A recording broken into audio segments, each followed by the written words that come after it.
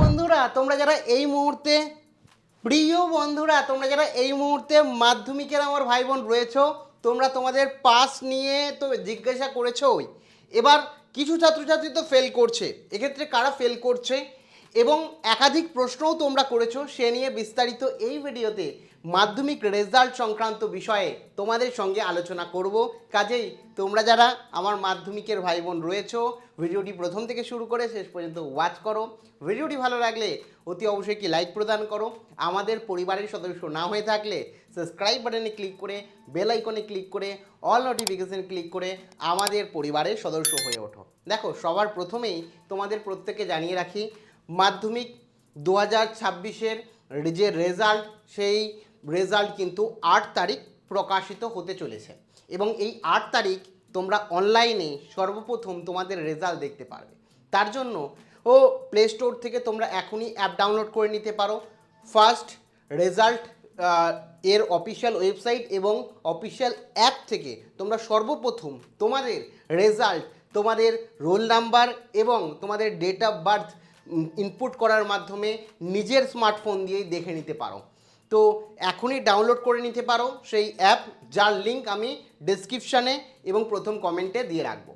এরপরেই চলে আসি মেন বিষয়। দেখো, আমি আগের ভিডিওতে রীতিমতো তোমাদের বিস্তারিত জানিয়েছিলাম যে এবছর পাশে রেকর্ড হতে চলেছে, বিগত বছরের তুলনাও বেশি। তোমরা জানো বিভিন্ন কারণ রয়েছে, ভোট রয়েছে, এছাড়াও তোমরা জানো যে প্রচুর ছাত্রছাত্রী এবছর ফার্স্ট ডিভিশন পেতে চলেছে, যেমনটি আমরা সংবাদ মাধ্যমেও বিষয়গুলো জানতে পেরেছি। এখন অনেকেই আমাকে প্রশ্ন করেছো যে আমার অঙ্ক পরীক্ষা খুব খারাপ হয়েছে, যে অঙ্ক পরীক্ষায় আমার পাস নম্বরটুকু উঠবে কি না সে নিয়েও সন্দেহ রয়েছে। প্রথমেই বলে রাখি, এবছর অঙ্ক পরীক্ষায় ফেল করা কঠিন। কারণটি একটু এক্সপ্লেন করি। দু একটা কোশ্চেন ভুল ছিল, যে কোশ্চেনগুলোতে এক্সট্রা নম্বর দেওয়া হবে এবং এই এক্সট্রা নাম্বার পেয়েও যদি তোমার পাস নম্বর না ওঠে, এক তো প্রজেক্টে তোমাদের 10 নম্বর রয়েছে, এই 10 নম্বর পাচ্ছ, সাথে 15 নম্বর তুলতে হবে, তারপরে ওই এক্সট্রা নম্বর মোটামুটি ধরে রাখো 5, 6, 7 পেয়ে যাবে। তারপরে নিজে থেকে যদি 5 নম্বরও অ্যাটেন্ড করতে পারো শর্ট কোশ্চেন দিয়ে, তাহলেই পাস করে যাচ্ছ। আর যদি নাও করো, সেক্ষেত্রে কিন্তু তোমাদের জন্য থাকবে গ্রেস মার্কস। তো কাজেই যদি অঙ্ক নিয়ে চিন্তা করছো, তো একেবারে চিন্তা ছেড়ে দাও।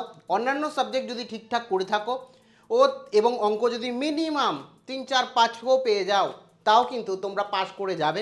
বিগত বছরগুলোতেও পাস করিয়ে দেওয়া হতো, আমি এমনও দেখেছি। মানে আজ থেকে 3-4 বছর আগের কথা বলছি, আমার একটা স্টুডেন্ট ছিল যে মানে একদম শেষ টাইমে আমার কাছে ভর্তি হয়েছিল। তো সে রীতিমতো এটাও জানে না এ প্লাস বি তার হোল স্কোয়ারের সূত্র কি, a square plus 2ab plus b square, এটাও জানে না। আমি তাকে বলেছিলাম চ্যালেঞ্জ দিয়ে যে সে কিছুতেই মাধ্যমিকে পাস করতে পারে না, পাস করবে না। কিন্তু আমার প্রেডিকশান প্রথমবার, মানে বিগত 15 বছর প্রথমবার, আর মানে সে আমার কাছে পরীক্ষা নিলেই সবসময় 0 পেত, অঙ্কের সম্বন্ধে কোনো জ্ঞান নেই। কিন্তু আশ্চর্যজনকভাবে সেই ছেলেটি অঙ্কে 25 নম্বর পেয়ে পাস করে যায়। আমি তো অবাক রীতিমতো যে এ পাস করেছে, তার মানে কেউ ফেল করবে না। এই এতদিনের এক্সপিরিয়েন্স, মানে মোটামুটি 15 বছর ধরে দেখছি, কিন্তু ওই একটা স্টুডেন্টের বিষয় তো আমি ভুলবো না, যেটা আমার নিজের অফলাইনের স্টুডেন্ট ছিল, মানে একদম পরীক্ষার 1-2 মাস আগে ভর্তি করেছিল তার মা বাবা, কিন্তু কিছুই সে জানতো না।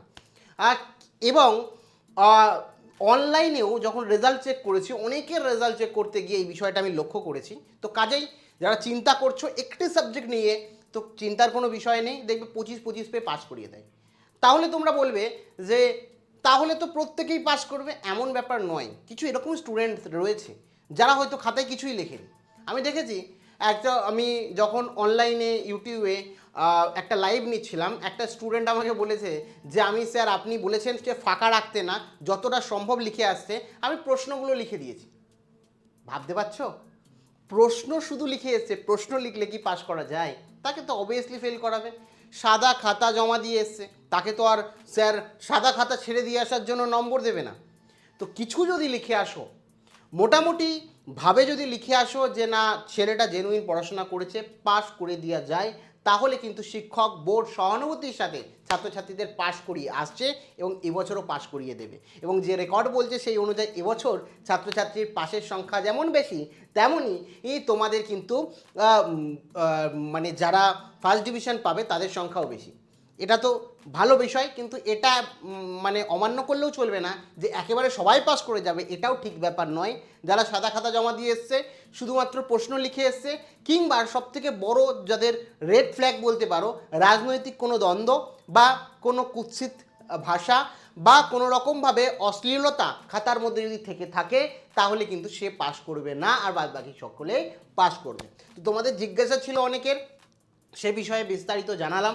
এখনও যদি কোনো প্রশ্ন থেকে থাকে অবশ্যই কমেন্ট সেকশানে কমেন্ট করে জানাও। এবং তোমাদের মধ্যে যারা মাধ্যমিকের আমার ভাই বোন রয়েছো ও তারা যারা চিন্তার মধ্যে রয়েছো বা কোনো প্রশ্ন জিজ্ঞাসা করতে চাইছো, ও অবশ্যই কমেন্ট সেকশানে আমাকে সেই প্রশ্নটা লেখো। আমি পরবর্তী ভিডিওতে তোমাদের প্রশ্নের উত্তর দেওয়ার চেষ্টা করব। Thank you.